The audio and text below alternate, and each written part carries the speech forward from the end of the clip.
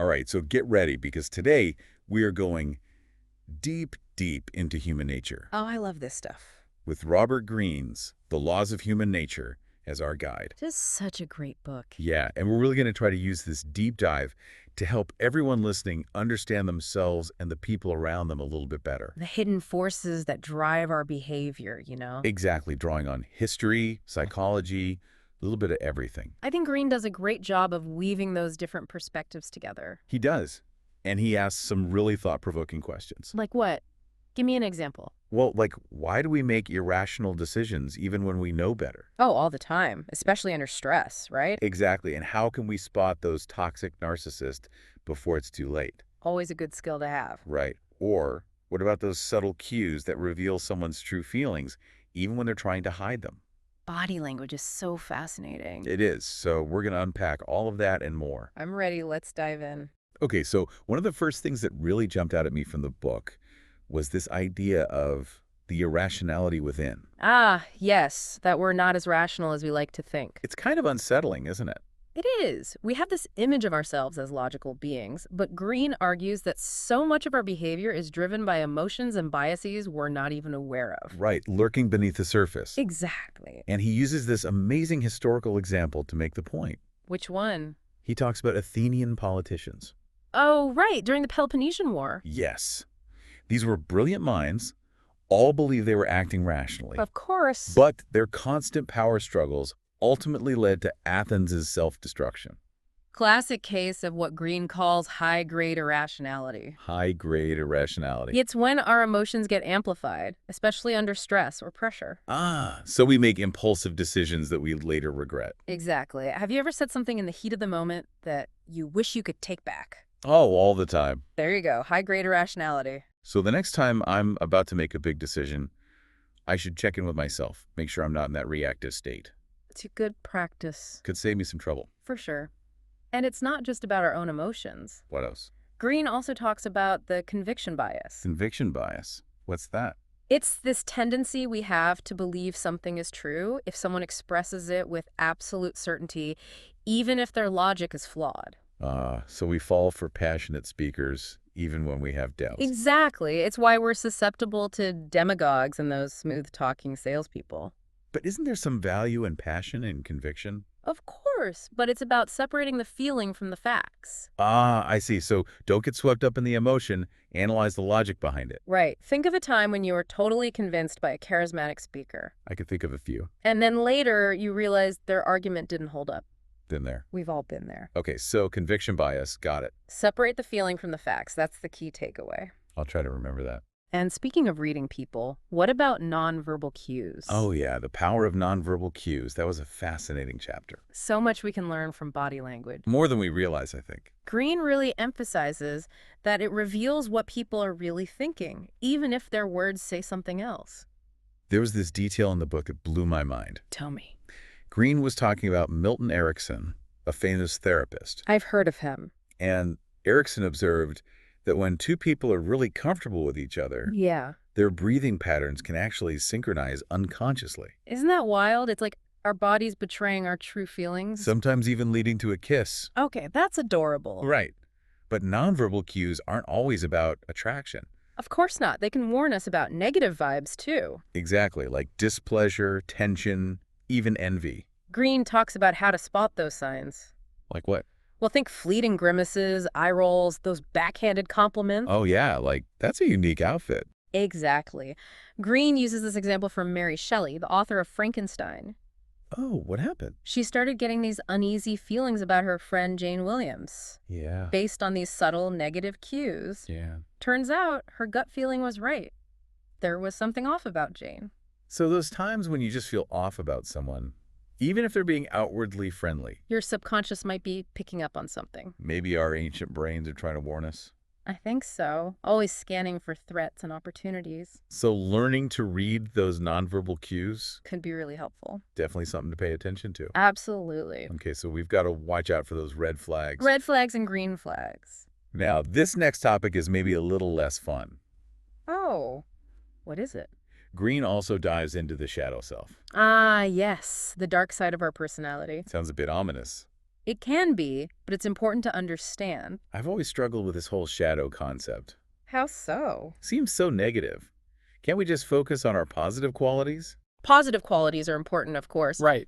but pretending our shadow doesn't exist, that's not helpful either. Why not? It's like ignoring a leaky faucet. It'll eventually cause problems. Exactly. Greene argues that by becoming aware of our shadow, We can actually use it. channel its energy productively. Yes. So not about eradicating it, but about understanding. Exactly. Think about Howard Hughes. The aviator. Yes. Brilliant guy, but as he aged, he became increasingly reclusive and paranoid. I didn't know that. Greene suggests that this was his shadow taking over.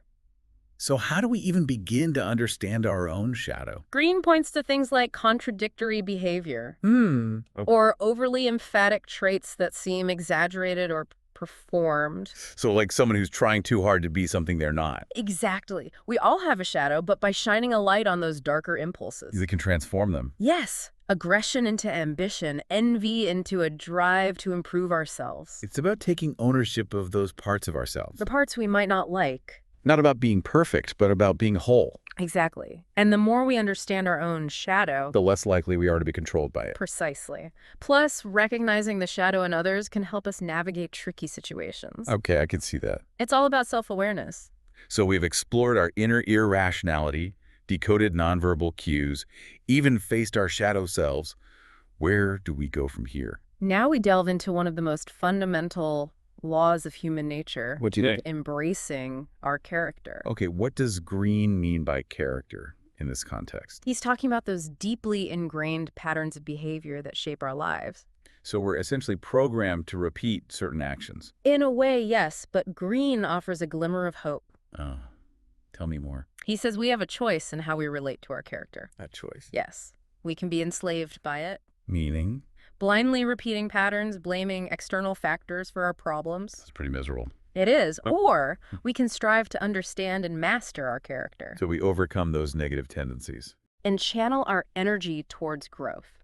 He calls this the path of the superior character. Exactly. So it's a choice.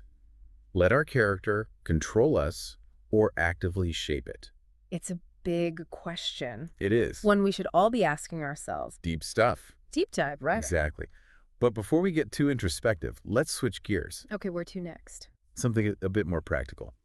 The art of influence. Ah, yes, persuasion. It's a skill we could all use. Yeah. Greene has some really clever insights here. Like what? Instead of trying to directly change people's minds. Which usually makes them defensive. Exactly. The most effective way to influence someone is to lower their resistance. Okay, how do we do that? One powerful way is to validate their self-opinion. Make them feel good about themselves. Exactly. Make them feel heard and understood. I like that approach. It works. Greene uses this incredible example from Ernest Shackleton. The Antarctic explorer. Yes. When his crew was stranded on an ice floe, A terrifying situation. he managed to maintain morale by showing empathy and understanding. How? Did he give pep talks? He talked to each man individually, Wow, really taking the time. tailoring his conversations to their interests and concerns. That's impressive. He even volunteered to kill the cook's pet cat Wait, why? to ease the cook's burden. Seriously? The cat had to go. It was a different time, and Shackleton understood the importance of morale. I guess that makes sense. He was meeting people where they were at emotionally. finding ways to connect. Exactly. Okay, so influence is about understanding, empathy, meeting people where they are. It's a powerful combination. What else does Greene have in store for us? Well, next we're going to tackle a topic that's both profound and universally relevant: mastering our relationship with time. Ooh, I'm intrigued. This is where Greene gets philosophical. In a practical way. Absolutely. He argues that our innate fear of death, We all have that. it leads to a distorted relationship with time. Okay, I'm listening. We try to suppress thoughts of our mortality. Makes sense. It's scary stuff. So we live as if we have more time than we actually do. Procrastination, distractions, that feeling of unease, Exactly. Always trying to outrun the clock. but never quite catching up. Greene distinguishes between active and passive time. Okay, what's the difference? Active time is when we consciously choose how to spend our time. So focusing on things that matter to us. Our values, our goals, yes. Passive time is when we let time slip away, lost in distractions or demands of others. Exactly. Greene uses this powerful example from Flannery O'Connor. The writer. Yes, she was diagnosed with lupus at a young age, A serious illness. which ultimately shortened her life. How Yes. sad. But this awareness of her mortality, It motivated her. it forced her to confront her deepest fears and dedicate herself to her writing. She turned a negative into a positive. Exactly. It's a powerful reminder that even when facing limitations, We have a choice. we have the power to choose how we spend our time. And what we create with it. Precisely. That's a really inspiring way to think about it. Oh, it's not about denying death. But about embracing life with a greater sense of purpose and urgency. Exactly. And that brings us to another crucial aspect of mastering our relationship with time, Which is, developing a high sense of purpose. okay, now this is something I definitely struggle with. It's a common struggle. How do we even begin to find our purpose? Does it just magically appear one day? It can feel that way sometimes. That's right. Like searching for a needle in a haystack. But Greene suggests that our purpose doesn't always appear as a sudden epiphany. So it's more about tuning into those activities that we find genuinely engaging, Paying attention to those moments when we lose track of time. like being in a state of flow. Exactly. Those are often clues to our deeper passions and talents. Okay, I'm starting to see the connection. And he emphasizes the importance of cultivating a maker's mindset. I mean, maker's mindset. What does that mean? It means shifting our focus from consuming to creating. So instead of passively absorbing information and entertainment, We actively seek out challenges, experiment, create something new. actively engaging with the world rather than just passively observing it. Precisely. I like that. It's a lot more fulfilling. Agreed. So Greene provides some practical strategies for developing this high sense of purpose. I'm all ears. First, he suggests identifying a role model, Someone who inspires us, someone who embodies the qualities we admire. who has achieved a sense of purpose that we aspire to. Exactly. He uses the example of Coco Chanel. The fashion designer. Yes. Yeah. She began her career with very few resources, Really? I didn't know that. but she was determined to create her own fashion line. And she revolutionized the industry. Exactly. Wow. She sought out mentors and collaborators who could help her. Finding the right mentors can make all the difference. It can accelerate our growth and help us achieve our goals. Okay, mentors, got it. And speaking of goals, This is something I'm always working on. setting clear and specific goals. It's so easy to get sidetracked. I know there are so many shiny objects and distractions. But having well-defined goals It gives us a sense of direction. helps us prioritize Exactly. It's like creating a roadmap for our journey. instead of just wandering aimlessly. He also highlights the importance of cultivating a healthy obsession with our goals. Obsession, isn't that usually seen as a bad thing? Not necessarily. A healthy obsession is a form of positive motivation. So it's about finding that sweet spot between being driven and being consumed. Exactly. And it's important to remember that our purpose isn't always fixed or static. Okay. It can evolve over time as we gain new experiences and insights. That's a relief. I always thought finding your purpose was like finding the Holy Grail. It's more of an ongoing process of exploration and discovery. That makes me feel better. But it's also important to be aware of those false forms of purpose. Oh, like what? Well, one common trap is the pursuit of money for its own sake. Money can't buy happiness, right? Or purpose, the pursuit of approval or validation from others. Leading our lives to please others, not being true to ourselves. Exactly. And then there's the trap of clinging to the past. Trying to relive past glories. Or recreate moments that can never be repeated. So it's about letting go of the past and embracing the present moment. Precisely. And finally, there's the danger of conforming to the group Going along with the crowd. without questioning or forging our own path. Okay, so finding our true purpose requires a lot of self-reflection. Honesty and a willingness to challenge our own assumptions. It's a journey. It is an ongoing journey. Well, this deep dive is getting pretty intense. It's deep stuff. But before we get too lost in our own heads, let's switch gears again. Sounds good. What's next on our list? Well, next we're going to delve into a topic that's often misunderstood and even demonized.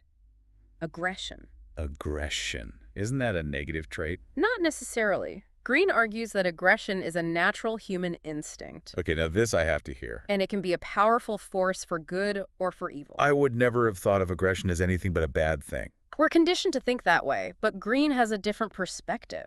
All right, I'm ready to have my mind blown. Tell me more.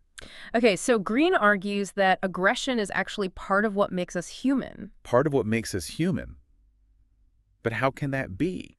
Think about it. It's an instinct that's been key to our survival as a species. Survival. Yes, it drives us to compete, to achieve, to protect ourselves. To protect our loved ones. Exactly. So it's not inherently bad, but it's all about how we use it. Precisely.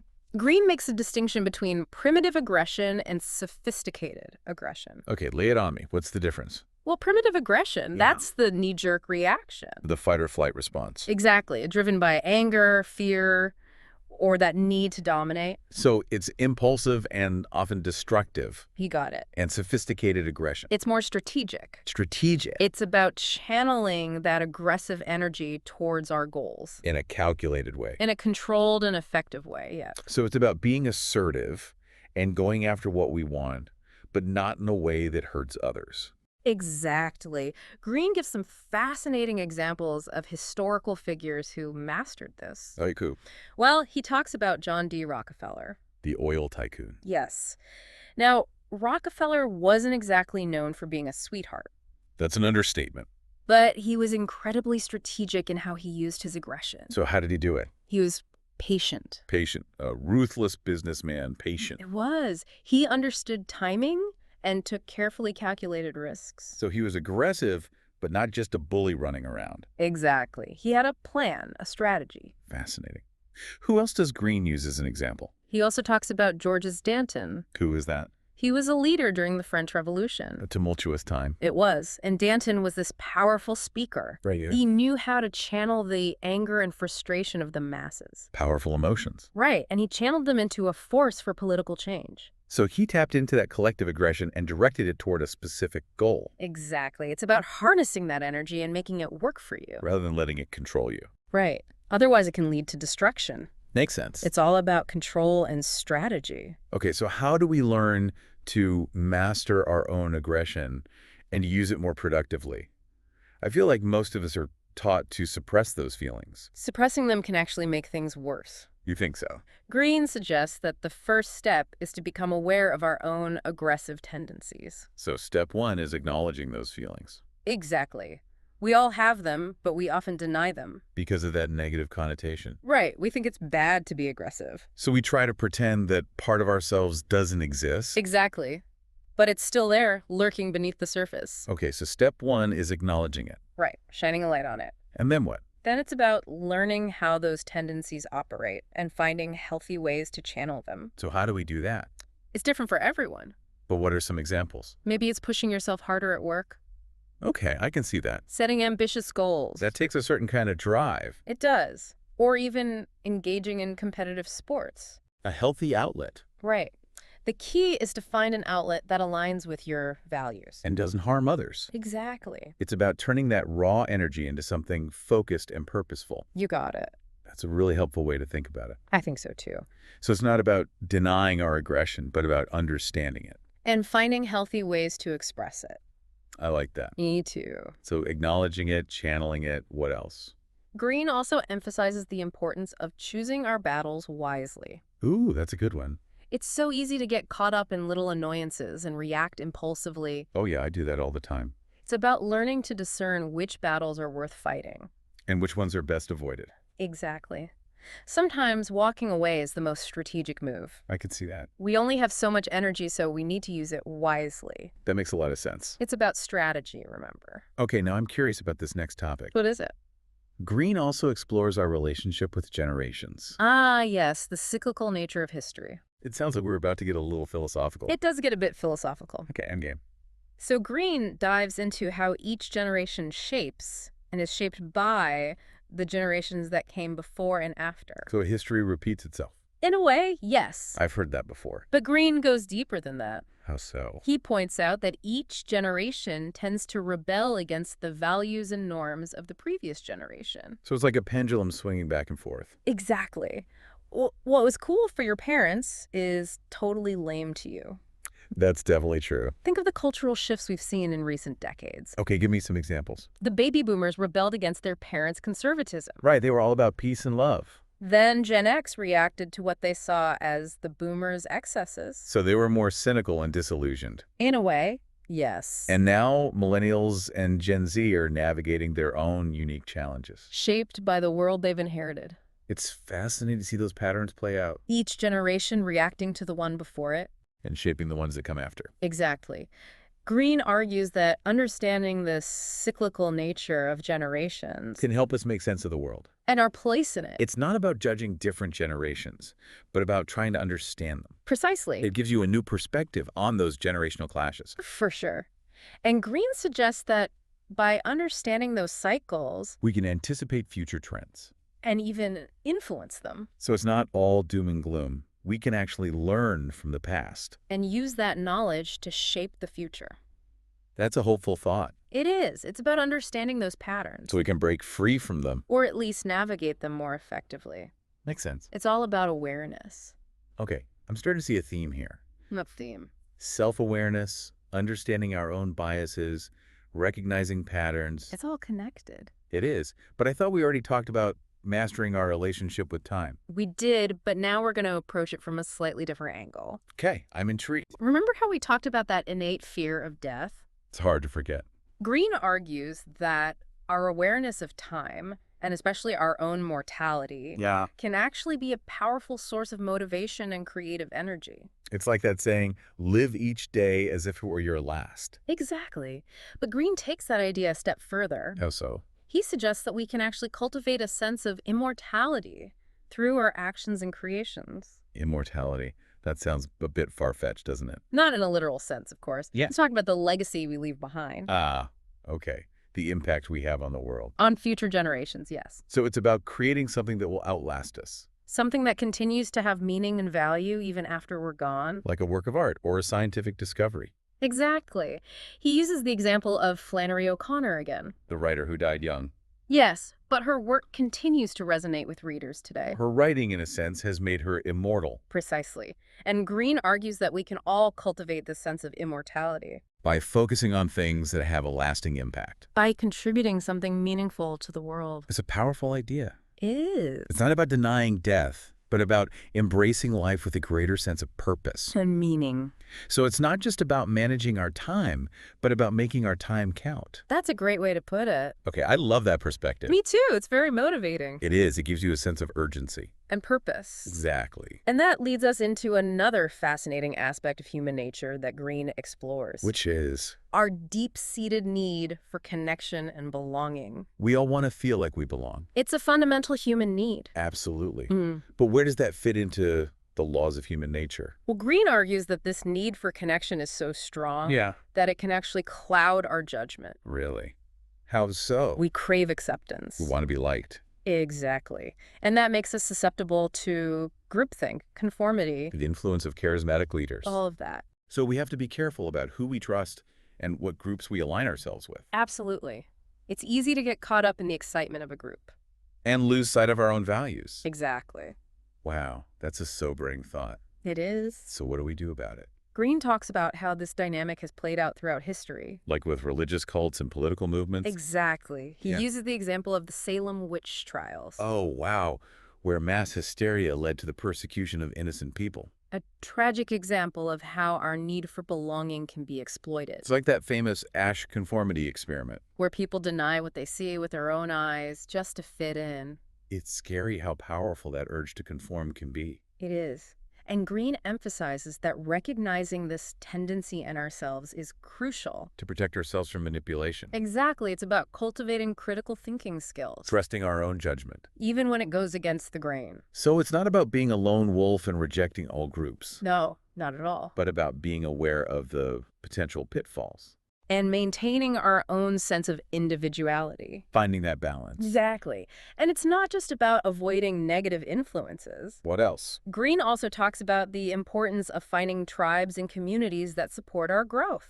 Finding your people. Exactly. Surrounding ourselves with people who inspire us. Who challenge us to be our best selves. Precisely. I love that. Me too. It's so important to have that kind of support. It is. It makes all the difference. It really does. Okay, so we've explored our need for connection. And the importance of choosing our tribes wisely. What else does Greene have to say about human nature? Well, next we're going to delve into the role that storytelling plays in creating meaning and shaping our perception of the world. Storytelling. Yeah. I've always loved a good story. Me too. But they're more than just entertainment. What do you mean? Greene argues that humans are wired for stories. Wired for stories. We use them to make sense of our experiences, connect with others, transmit knowledge. Okay, I can see that. Think about it: history, religion, even our personal identity. They're all woven together with narratives. Exactly. So we're not just rational creatures, we're storytelling creatures as well. Precisely.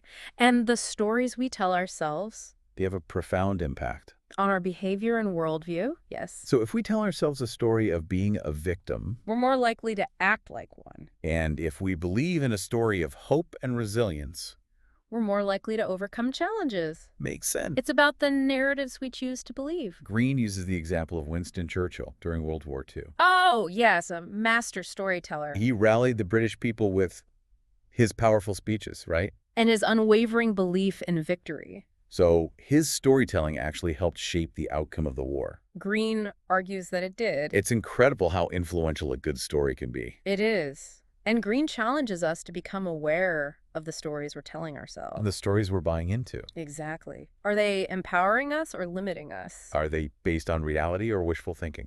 Those are the questions we need to ask ourselves. It's about being critical consumers of information. And mindful of the narratives that are shaping our lives. So it's not just about passively absorbing stories, It's about actively shaping them. crafting our own stories that reflect our values and aspirations. Exactly. Okay, I love that. It's a powerful idea.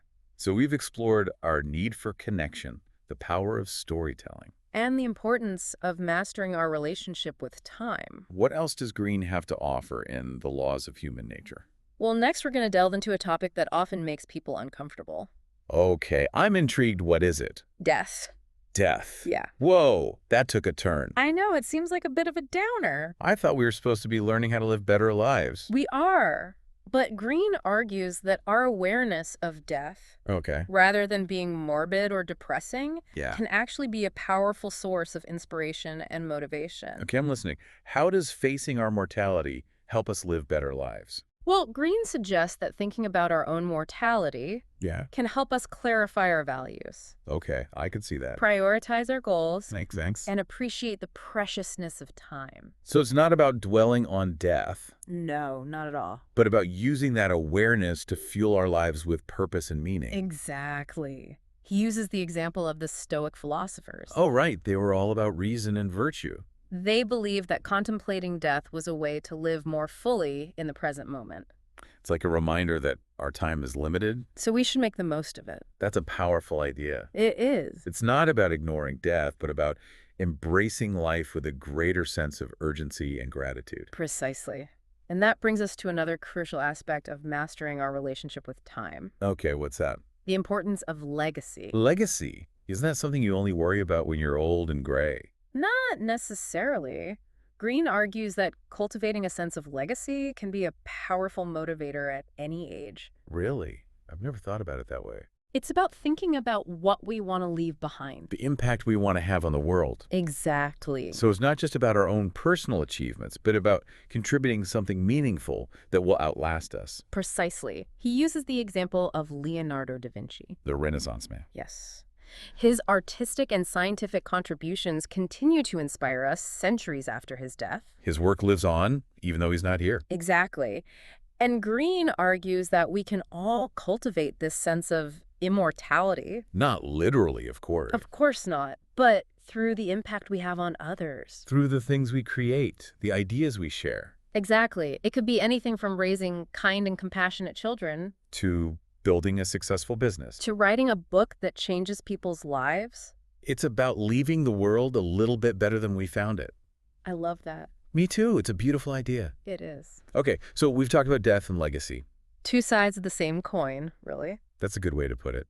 What else? What else does Greene explore in The Laws of Human Nature? Well, next we're going to dive into something that can be a bit tricky. Okay, I'm ready for a challenge. It's about self-deception. Self-deception. You mean lying to ourselves. Essentially, yeah. But why would we do that? Greene argues that it's often a defense mechanism. A way to protect our egos from uncomfortable truths. Exactly. We don't want to face those things. So we create these elaborate stories to explain them away. Sometimes without even realizing it. Wow, that's sneaky. It is. But Greene warns that while self-deception can provide temporary comfort, Yeah.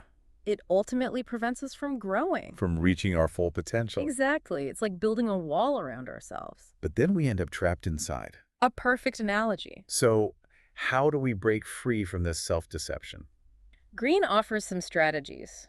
I'm all ears. First, seeking honest feedback from others. Ouch, that can be tough. It can, but it's valuable.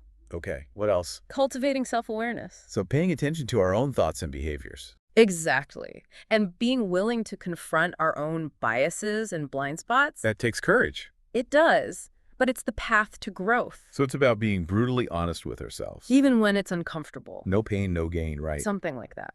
And it's important to remember What's that? that we all have flaws and limitations. No one's perfect. Exactly. But those imperfections don't diminish our worth or our potential. It's about embracing our whole selves, the good and the bad. Exactly. Okay, I love that message. Me too. It's very empowering. It is. So we've tackled self-deception. What's next? Well, now we're going to explore one of the most important qualities for navigating human relationships. Which is empathy. Empathy. You mean putting ourselves in other people's shoes. Exactly. Okay, I get that empathy is important, but how does it fit into the laws of human nature? Greene argues that empathy is not just a nice-to-have quality. It's a sure. For effective communication, strong relationships, even successful leadership. Wow, I didn't realize it was that important. It is. He explains that when we can understand and relate to other people's perspectives, Yeah. we can better anticipate their needs, build trust, influence their behavior. It's like having a superpower in our social interactions. It's a powerful tool. So how do we cultivate empathy? Is it something we're born with, or can we learn it? Greene believes it's a skill we can develop. Oh, good. I was worried I was stuck with my current level of empathy. No, we can always improve. So how do we do it? Greene offers some practical tips. I'm all ears. Actively listening to others. So really paying attention to what they're saying. Not just waiting for our turn to speak. Right, really trying to understand their perspective. Exactly. Paying attention to their nonverbal cues. Ah, so all that stuff we talked about earlier. It all comes together. Makes sense. And trying to see the world from their point of view. Walking a mile in their shoes, as they say. Exactly. Okay, so empathy is about putting aside our own ego. And truly connecting with the people around us. It's about understanding, not judging. Precisely. I like that. Me too. It's a much more enjoyable way to interact with the world. Agreed. Okay, so we've covered empathy. What's next on our list? Well, next we're going to talk about something that's often associated with business and competition. Oh, I'm curious. What is it? Strategy. Strategy. Isn't that something you need for winning wars or closing deals? What does that have to do with everyday life? Greene argues that we're all strategists, All of us. whether we realize it or not. But how? We're constantly making decisions, navigating social situations, trying to achieve our goals. I guess I can see that. So life is like a game of chess. With all its moves and counter moves. Exactly. And Greene suggests that by becoming more conscious of our strategies, We can make better decisions. avoid unnecessary conflicts, Achieve greater success. all of that. So it's about thinking ahead, anticipating obstacles, having a plan. Exactly. But it's also about being adaptable, Adaptable. adjusting our strategies as needed based on the circumstances. So it's not about rigidly sticking to a plan. No, it's about being flexible. It's about being proactive rather than reactive. Precisely. Always thinking a few steps ahead. That makes a lot of sense. It's all about being strategic in our approach to life. Okay, I'm starting to see how this all ties together. It's all connected. So we've talked about empathy, strategy. What else does Greene cover in the laws of human nature? Well, next we're going to explore a topic that often makes people uncomfortable. Uh-oh. What is it this time? Power dynamics. Power dynamics. That sounds a bit intimidating. It can be, but it's an essential part of understanding human behavior. So it's not about being power hungry, No, not but about being aware of how power operates in our lives. exactly. Greene explains that power is not inherently good or evil. It's a tool. It's a force that can be used for both constructive and destructive purposes. So it's all about how we wield that power. Precisely. Are there different kinds of power? Oh, absolutely. Like what? Formal authority, social influence, the power of knowledge. So we can have power even if we don't have a fancy title or a lot of money. Absolutely. Everyone has some form of power. That's a good reminder. It is. So how do we use this knowledge of power dynamics to our advantage? Greene emphasizes that understanding the subtleties of power can help us in several ways. Like what? It can help us avoid being manipulated. Okay, that's important. It can help us assert our own needs. So we don't get walked all over, Exactly. And it can help us build win-win relationships. where everyone benefits. Precisely. So it's about understanding the game of power. And playing it strategically and effectively. I like that. Me too. It's about empowerment. Okay, so we've covered power dynamics. What else is there to explore in the laws of human nature? Well, now we're going to shift gears and talk about something that's essential for personal growth and well-being. Okay, I'm intrigued. What is it? Self-acceptance. Self-acceptance. That sounds pretty straightforward. It seems simple, but it's often very difficult in practice. Why is that? Because we're constantly bombarded with messages telling us we're not good enough. From the media, from society, from our own inner critic. Exactly. So we strive to be perfect to meet these impossible standards. And we end up feeling inadequate. Exactly. So what does true self-acceptance look like? Greene argues that it's more than just feeling good about ourselves. It's deeper than that. It's about acknowledging our strengths and weaknesses. Our virtues and vices. Exactly. Embracing our whole selves, imperfections and all. So it's about radical self-love, warts and all. Precisely.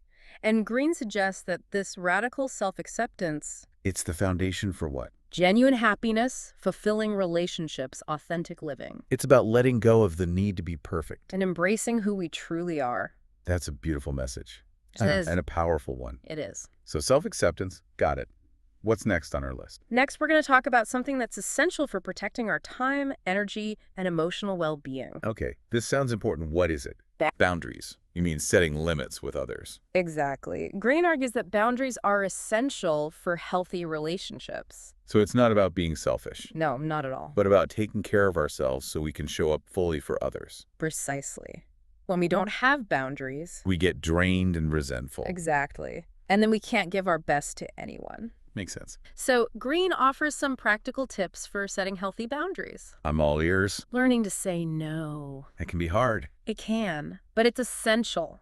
Okay, yes. Communicating our needs assertively. So people know where we stand. Exactly. And not being afraid to walk away from situations that drain us. Sometimes that's the best thing for everyone involved. It is. Okay, so boundaries are about creating a safe and healthy space for ourselves. Where we can thrive. I like that. Me too. It's about self-care and self-respect. Absolutely. Okay, so we've covered boundaries. What else does Greene explore in the laws of human nature? Well, next we're going to talk about an emotion that often gets a bad rap. Oh, which one is that? Envy. Envy. That doesn't sound very positive. I know, it's usually seen as a negative emotion. But Greene has a different perspective. He does. He argues that envy can actually be a powerful motivator. A motivator? But how? If we understand how to harness it, yes. So instead of letting envy consume us... We can use it to fuel our own growth and ambition. Okay, I'm listening. Tell me more. So Greene explains that envy is often rooted in a desire for something that we perceive as lacking in our own lives. We see someone else with something we want, And we feel envious. but instead of letting that envy turn into resentment or bitterness, We can use it as information. information. Yes, it's a signal that we need to pay attention to our own desires and aspirations. So it's not about trying to tear others down. No, it's about building ourselves up. It's about turning that negative energy into something positive and productive. Precisely. Greene suggests that instead of trying to suppress envy, Yeah. we can use it as a guide A guide to what? to identify our values and pursue our goals. That's a really interesting way to look at it. It is. It's about using envy as a catalyst for growth. Okay, so envy can be a motivator. What else does Greene have to say about this complex human emotion? He also emphasizes the importance of choosing our objects of envy wisely.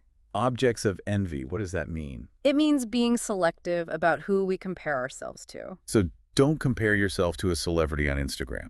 Exactly. Those comparisons are often unrealistic and unhelpful. It's like comparing apples and oranges. Precisely. So who should we compare ourselves to? Greene suggests looking for people who are a few steps ahead of us on the path we want to take. People who inspire us, not discourage us. Exactly. People whose achievements are attainable, not fantastical. So it's about finding role models who are within our reach. Exactly. And using their success as motivation to keep moving forward. That makes a lot of sense. It does. Okay, so envy can be a powerful tool for growth. What other fascinating insights does Greene offer in the laws of human nature? Well, next we're going to talk about a quality that's essential for navigating the ups and downs of life. Okay, I'm ready. What is it?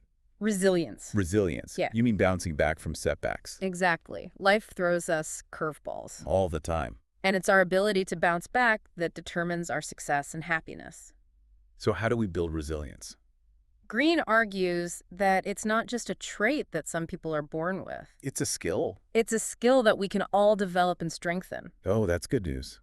It is. So we're not doomed to be victims of our circumstances. We can learn to overcome adversity and thrive. Okay, I'm all for that. Greene offers some practical tips for building resilience. I'm ready. Let's hear them. First, cultivating a growth mindset. So believing that we can always learn and grow Exactly. Second, focusing on our strengths. instead of dwelling on our weaknesses. Right. We all have unique talents and abilities. And we need to play to those strengths. Exactly. And third, seeking support from others when we need it. It's okay to ask for help. Absolutely. No one can do it all alone. So it's about developing that inner strength. That mental toughness that allows us to navigate the challenges of life. Okay, I like that. It's about being able to weather the storms. And come out stronger on the other side. Precisely. Okay, resilience. Got it. Yeah. What else does Greene have to say about this amazing human capacity? He also emphasizes the importance of developing coping mechanisms. Coping mechanisms. Like what? Well, it could be anything that helps us manage stress and difficult emotions. Exercise, meditation, spending time in nature. Exactly. Finding healthy ways to de-stress and recharge. So we can come back to the challenge with renewed energy. Exactly. Makes sense. It's about taking care of ourselves, both physically and mentally. So we can be resilient in the face of adversity. Precisely. Okay, so we've covered resilience. What else does Greene explore in the laws of human nature? Well, next we're going to talk about a faculty that's often dismissed as unscientific or unreliable. Oh, I'm curious. What is it? Intuition. You mean that gut feeling that tells us what to do? Exactly. We all have it, but we often ignore it. Because we think it's not rational. We're taught to value logic over feeling. But Greene argues that intuition is more than just a hunch. It's a form of unconscious intelligence. Unconscious intelligence. It's based on our past experiences and accumulated knowledge. So our subconscious is picking up on things that our conscious mind isn't aware of. Exactly. So it's not about ignoring our rational minds, but about listening to that inner voice. That sometimes knows things we haven't consciously figured out. I like that. Me too. It's about trusting ourselves. So how do we develop and strengthen our intuition? Greene suggests several strategies. Okay. Paying attention to our gut feelings. So noticing those subtle sensations. Exactly. Reflecting on our experiences. What worked, what didn't work. Exactly. And trusting our inner wisdom. It's about finding that balance between logic and intuition. Head and heart. Exactly. It's about using all of our faculties to navigate life. Okay, intuition. Got it. What else does Greene have to say about this fascinating aspect of human nature? He also emphasizes the importance of distinguishing between true intuition and mere wishful thinking. Ah, so not all gut feelings are created equal. Exactly. True intuition is based on experience and knowledge. It's not just random thoughts popping into our heads? Right. It's a deeper knowing. That makes sense. It's about learning to discern the difference. Between our fears and our true intuition. Precisely. And that takes practice. Okay, so intuition is a powerful tool, but it's important to use it wisely. Exactly. So we've talked about intuition. What else does Greene explore in the laws of human nature? Well, next we're going to discuss a quality that's often seen as a bit of a chore. Oh, no. What is it? I'm not a fan of chores. Self-discipline. Self-discipline. Ugh, that doesn't sound very fun. I know, it's not always the most enjoyable topic. But it's important. Absolutely. Greene argues that self-discipline is essential for achieving our goals, Mastering our emotions. living a fulfilling life, So it's about delaying gratification. resisting temptation. Staying focused on what's truly important. Exactly. It's about making choices that align with our long-term goals. Even when they're not the easy choices. Exactly. So how do we develop self-discipline? Is it something we're born with, or can we learn it? Greene believes it's a muscle that we can strengthen over time. So the more we practice it, the easier it becomes. Exactly. Okay, that's good to know. He offers some practical tips for building self-discipline. Let's hear them. Setting clear goals. So we know what we're working towards. Right. Creating routines. So we have structure and consistency. Exactly. And developing strategies for overcoming procrastination. Ah, that's my biggest struggle. We all struggle with it, but there are techniques that can help. Okay, so it's about creating structure and accountability in our lives. And developing the willpower to stick to our goals. I can see how that's essential for success. It is. So we've covered self-discipline. What's next on our list of fascinating insights from the laws of human nature? Next, we're going to explore a topic that's often seen as mysterious and elusive. Okay, I'm intrigued. Tell me more. Creativity. Creativity. You mean coming up with new ideas and expressing ourselves in unique ways. Exactly. But isn't creativity something you're born with? Either you have it or you don't, right? Not necessarily. Greene argues that creativity is a skill that we can all cultivate and develop. Really? So you're saying anyone can be creative? To some extent, yes. We all have the potential. That's a very hopeful message. It is. It's about tapping into our imagination and finding ways to express it. Okay, I like that. So, how do we unlock our creativity? Yeah, what's the secret? Greene offers some strategies. I'm listening. Embracing curiosity. So being open to new experiences and ideas. Exactly. Experimenting with new approaches. Not being afraid to try new things. Exactly. And not being afraid to fail. Ah, failure is a part of the process. It is. It's how we learn and grow. So it's about fostering a playful and open-minded approach to life. Exactly. Creativity thrives in that kind of environment. Okay, I can see that. It's about letting go of our inhibitions and allowing ourselves to explore. To think outside the box. Precisely. Okay, creativity, got it. What else does Greene have to say about this fascinating human capacity? He also emphasizes the importance of finding our own unique creative voice. Our own unique creative voice. What does that mean? It means expressing ourselves in a way that's authentic and true to who we are. So not trying to copy others. No, it's about finding our own style, our own way of doing things. It's about letting our individuality shine through. Exactly. Okay, I love that. Me too. It's about embracing our uniqueness. So we've talked about creativity.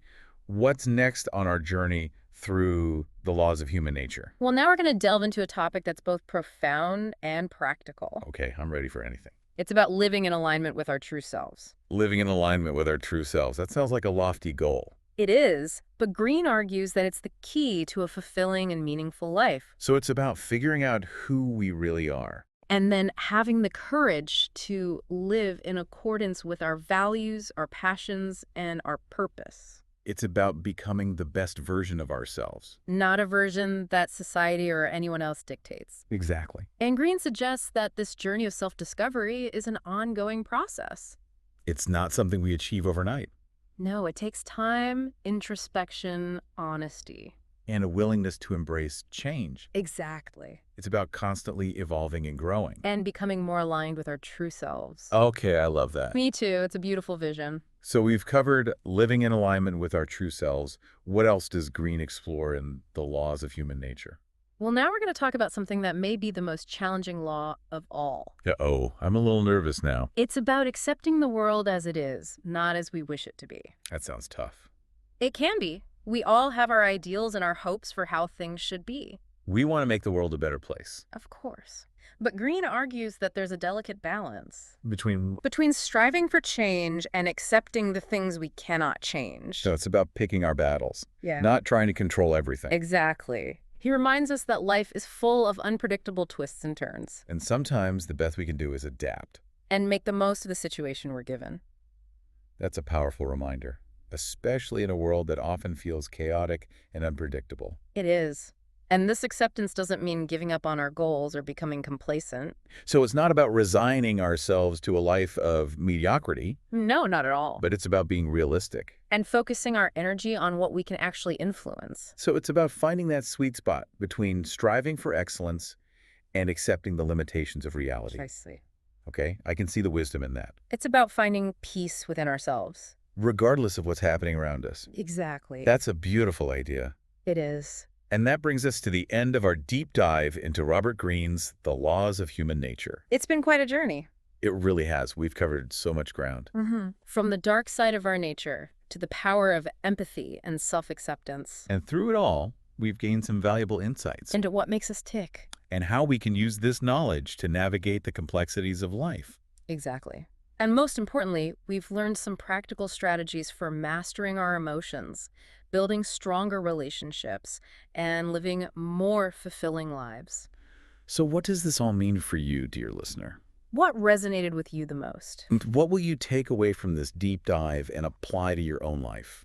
That's something for you to ponder as you continue your own exploration of human nature. It's a fascinating journey, that's for sure. It is, and it's one that never really ends. There's always more to learn. Always more to discover about ourselves and the world around us. Exactly. Well, I think that's a great place to wrap up our deep dive into Robert Greene's The Laws of Human Nature. I agree. It's been a pleasure exploring these ideas with you. Likewise, I feel like we barely scratched the surface. There's so much richness in this book. It's definitely one that deserves multiple readings and lots of reflection. Absolutely. So, to our listeners, we encourage you to pick up a copy of The Laws of Human Nature, if you haven't already. And dive deep into the fascinating world of human behavior. Keep questioning, keep reflecting, and keep striving to understand yourself and others a little better each day. It's a journey worth taking. And that's a wrap on another episode of The Deep Dive. Until next time, keep exploring and keep learning. See you next time.